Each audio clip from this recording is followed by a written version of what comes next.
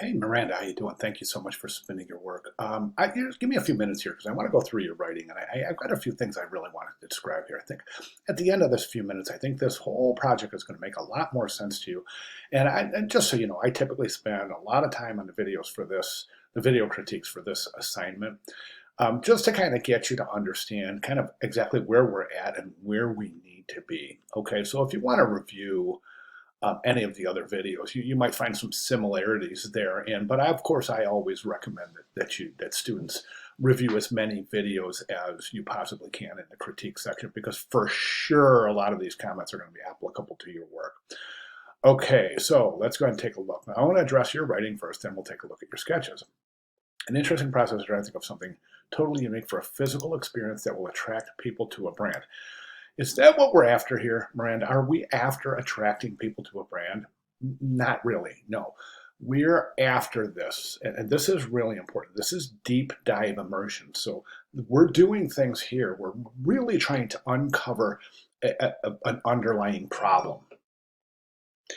The underlying problem is the issues associated with the process in which we buy cars today. Okay, so we're not trying to attract people to buy Chevrolets or Mazdas or Bentleys or Corvettes or whatever.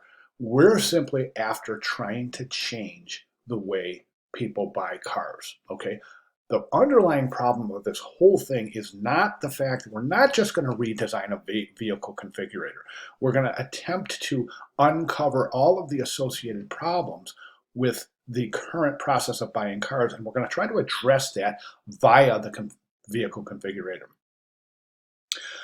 Through your research, you'll find some of the inherent issues. Through your research and ethnography, you will find some of the issues that are associated and inherent with our current process of buying cars. And I think one of the things that you'll find to be the most common problem is that the salesman and the whole car buying process is to the benefit of the salesperson and the dealership, and not to the benefit of the individual buying the car.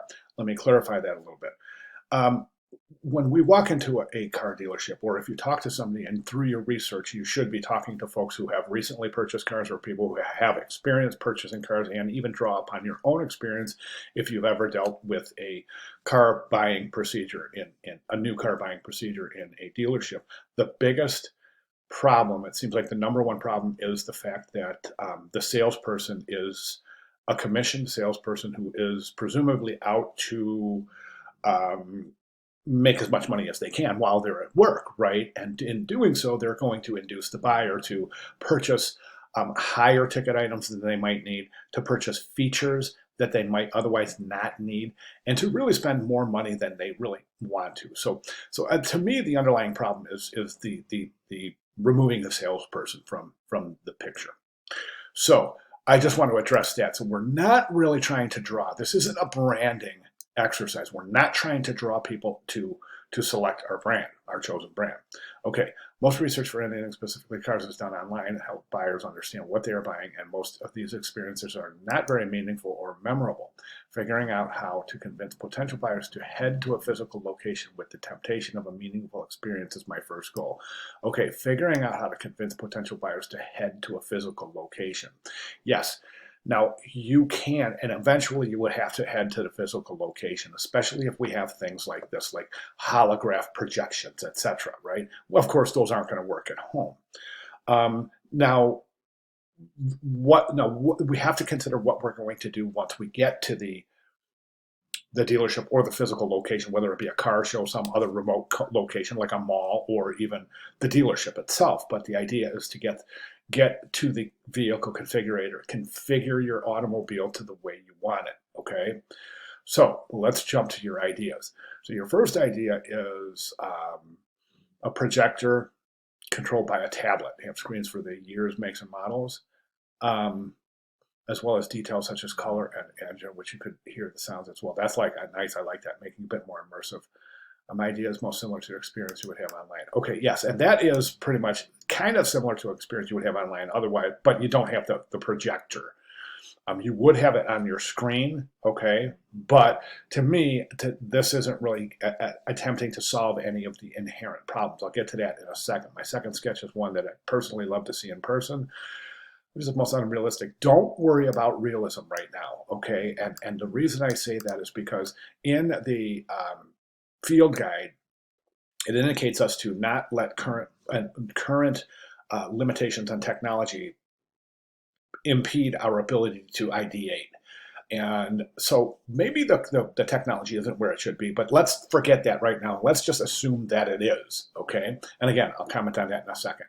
But this is great. This is holographic, and you can open the doors, right? I think you said it. That's whatever it puts you can hear. So you can basically, once you configure the vehicle, you can walk around it, you look inside, you can see the whole 360 view of the car. And then if you don't like something, like, you can go ahead back and change it, and then go ahead and take a look. Like, say you don't like the wheels, or you don't like the trim, you just go back and change it, and then you can see it on the fly, right? So that's great. My third idea is practical and usable. Sensor camera similar to XD Box connected. You can control with your voice and physical gestures. I love that. That's really, really good stuff, especially voice controlled, with similar design layout as the previous two. The biggest thing with this one is that you test, okay, this one, so you're using Xbox Connect, so you're using hand gestures and voice gestures to interact with the configurator, but how do we see? Is it on a screen? Is it on a screen so we see the screen and we configure on the screen and see what would there be, like a separate screen over here? We have controls on the bottom, or we talk and then we see the changes on the top. So this is screen based, right?